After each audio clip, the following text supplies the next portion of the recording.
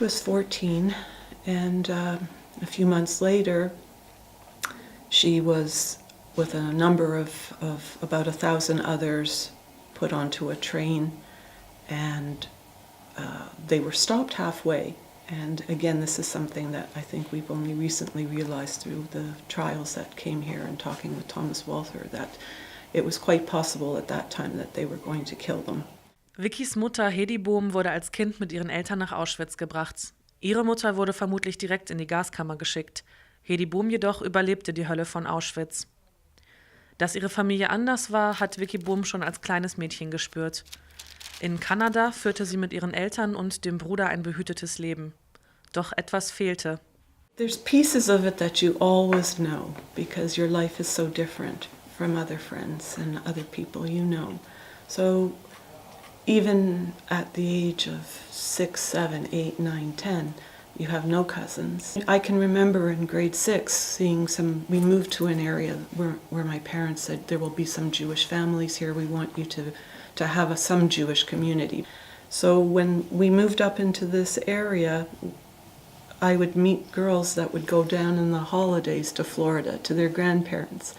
And I knew right then, they have grandparents. I don't have grandparents. It was a word that wasn't a part of my vocabulary.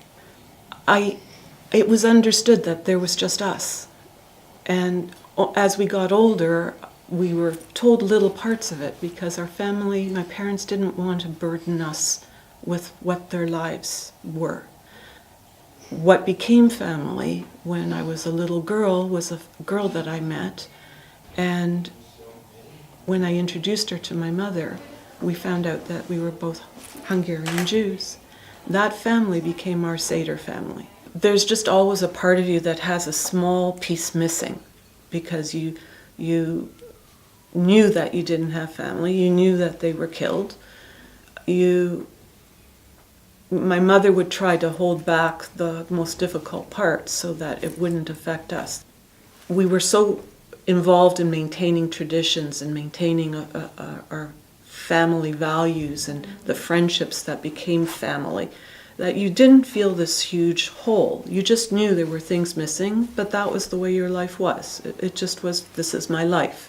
Die Details ihrer Familiengeschichte erfuhr sie erst, als sie schon Mitte 20 war.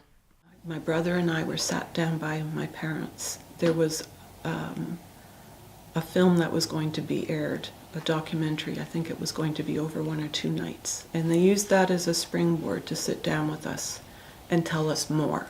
We knew pieces of it, but not all of the details.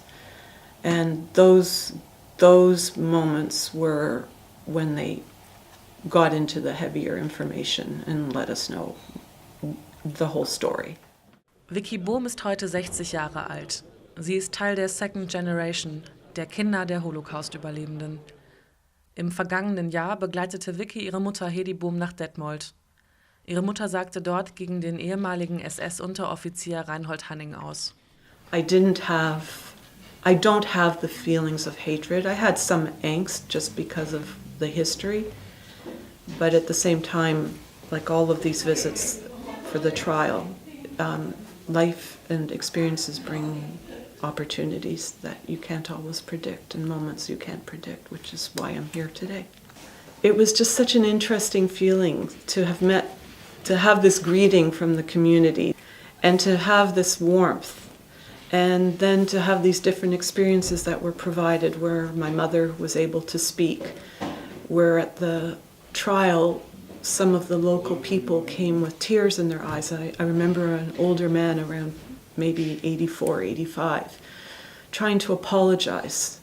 And this was his first chance to speak to a survivor, to apologize for what he'd done.